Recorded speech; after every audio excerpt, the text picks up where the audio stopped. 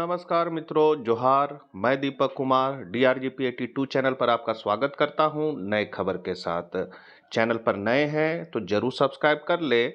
खबर यही है कि थंबनेल से आपको पता चल गया होगा कि 59 विद्यालय के शिक्षकों का बोर्ड परीक्षा में खराब प्रदर्शन के कारण वेतन को रोक दिया गया है। अभी भी ऐसे भी पेमेंट रुका हुआ है ट्रेजरी घोटाला के कारण।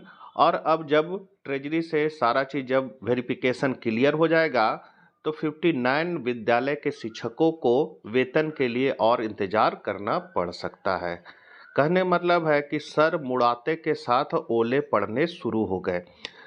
तो इसी तरह का जिस तरह का ये आप फॉर्मेट देख रहे हैं, ये वार्षिक इंटरमीडिएट परीक्षा 2026 का ये फॉर्मेट जिला शिक्षा पदाधिकारी कार्यालय से निकाला गया है और इसमें डाटा को मांगा गया। सेम इसी तरह मैट्रिक का भी निकाला गया था, जो 24 अप्रैल को रिजल्ट आया था। उसके आधार पर मैट्रिक परीक्षा का भी इसी तरह फॉर्मेट निकाला गया था। तो मैट्रिक के बहुत सारे शिक्षक जो है विद्यालय के प्रधानाध्यापक, उन्होंने इस फॉर्मेट को भरकर जिला कार्यालय में जमा किया। और अब जिन विद्यालयों का रिजल्ट जो है खराब है, उसमें DO ऑफिस एक्शन में आ गया है। हम लोग सबसे पहले इस फॉर्मेट को देख लेते हैं, जिसमें क्रम संख्या है, विद्यालय का नाम दिया हुआ है, कोड दिया हुआ है, संकाय में आपका विज्ञान, कला और वाणिज्य है। ठीक है। अब है यहाँ पर कुल सम्मिलित मतलब परीक्षा में कुल कितने सम्मिलित हुए, तो छात्र है, छात्रा है और उसका योग देना है। उसके बाद कुल सम्मिलित जब हो गया तो उसके बाद है कुल उत्तीर्ण, पास कितने किए, तो छात्र का संख्या देना है, इसमें छात्रा का संख्या है, यहाँ दोनों का योग होगा और कितना परसेंटेज होगा ये देना है। उसके बाद कुल उत्तीर्ण हो गया। उसके बाद प्रथम मतलब फर्स्ट डिवीजन कितने छात्र किए, फर्स्ट डिवीजन कितनी छात्रा की, उसका योग, उसका परसेंटेज। उसी तरह सेकेंड डिवीजन कौन कौन किए हैं, तो छात्र छात्रा और उसका योग और उसका परसेंटेज। उसके बाद तृतीय मतलब थर्ड डिवीजन कौन कौन किए, और लास्ट में है अनुत्तीर्ण मतलब फेल कितने बच्चे किए, उसका परसेंटेज देना है। तो ये इंटरमीडिएट का अभी मांगा गया है। और उसके बाद एक और प्रपत्र है नीचे, जिसमें है सर्वोच्च स्थान प्राप्त करने वाले 3 छात्र छात्राओं की विवरणी। मतलब विद्यालय में जो पूरे स्कूल में जो टॉप 3 में आए हैं उनका नाम यहाँ देना। जैसे विज्ञान से 3 बच्चों का नाम देना है, यहाँ पर छात्र छात्रा का नाम, पिता का नाम उनका देना है, विद्यालय कोड, रोल नंबर, प्रांतांक, श्रेणी, कितना परसेंट लाए, उनका आवासीय पता और उनका टेलीफोन नंबर देना है। तो विज्ञान का जिस तरह देख रहे हैं उसी तरह कला का भी है, वाणिज्य का भी है।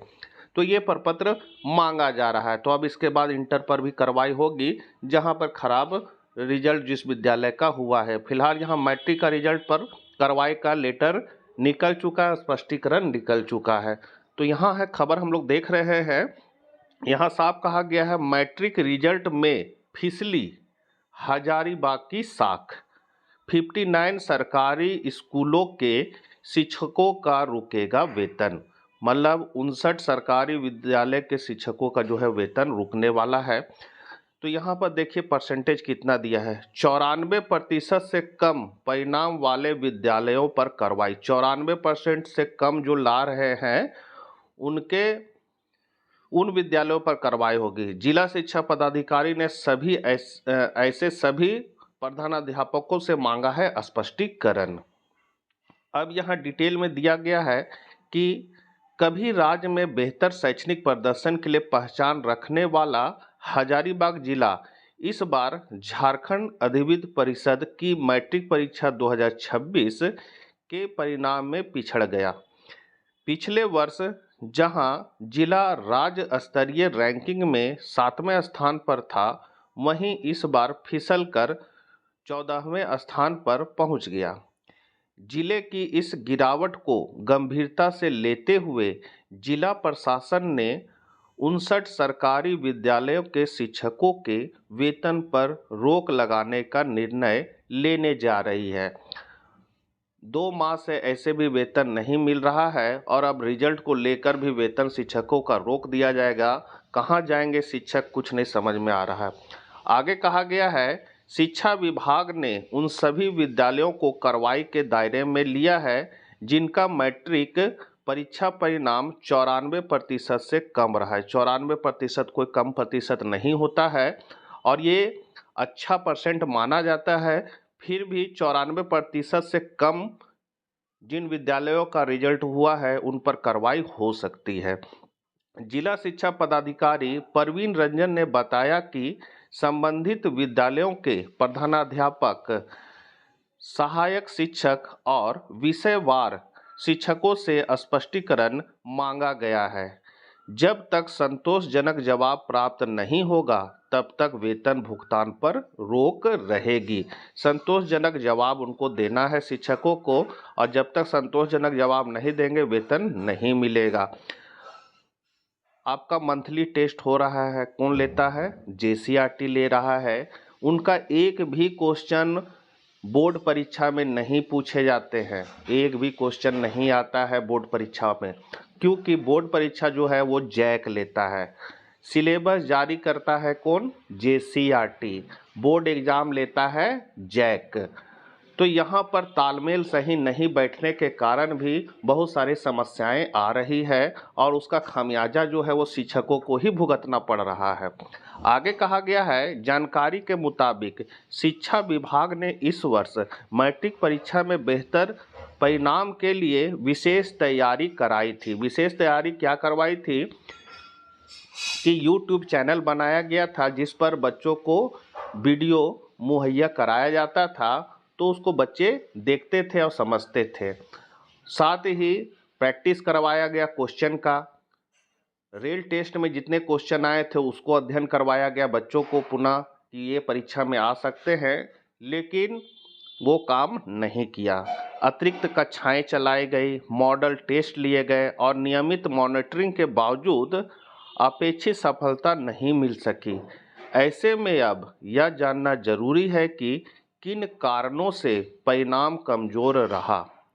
शिक्षा विभाग ने सभी संबंधित शिक्षकों से पूछा है कि छात्रों की तैयारी के लिए क्या प्रयास किए गए, कमजोर विद्यार्थियों के लिए क्या रणनीति अपनाई गई और फिर भी लक्ष्य क्यों नहीं हासिल हो सका। जवाबों की समीक्षा के बाद आगे की कार्रवाई तय की जाएगी। प्रशासन की इस कार्रवाई से सरकारी विद्यालयों के शिक्षकों में हलचल मच गई है। जाहिर सी बात है, 2 महीना से वेतन लटका रहेगा और उसके बाद वेतन रोकने का भी धमकी मिलेगा तो किसी का भी हालत खराब होगा ही होगा। वहीं अभिभावकों और शिक्षा जगत से जुड़े लोगों ने इसे जवाबदेही तय करने की दिशा में महत्वपूर्ण कदम बताया है। जिला प्रशासन ने स्पष्ट किया है कि सरकारी विद्यालयों की शैक्षणिक गुणवत्ता से किसी प्रकार का समझौता नहीं किया जाएगा। आने वाले वर्षों में बेहतर परिणाम सुनिश्चित करने के लिए नियमित मूल्यांकन और जवाबदेही की प्रक्रिया और सख्त की जाएगी। मतलब ऐसा बात जिला शिक्षा पदाधिकारी द्वारा कहा गया है। इसीलिए रिजल्ट को सुधारना ही होगा। अब अभी तो 94% से कम जो ला रहे हैं, मान लें 93% भी ला रहे हैं, तो उनका भी खराब प्रदर्शन माना जा रहा है। इसका मतलब है कि सरकार को चाहिए 100% रिजल्ट। और 100% कैसे आएगा? जब सभी शिक्षक एकजुट होकर मूल्यांकन कार्य को बेहतर से करेंगे तो 100% आना कोई भारी बात नहीं है। बस शिक्षकों में आपसी तालमेल होना चाहिए और आपका रिजल्ट बेहतर होगा। फिर मिलते हैं हम लोग नेक्स्ट वीडियो में। तब तक के लिए आज्ञा दीजिए। जय हिंद, जय भारत।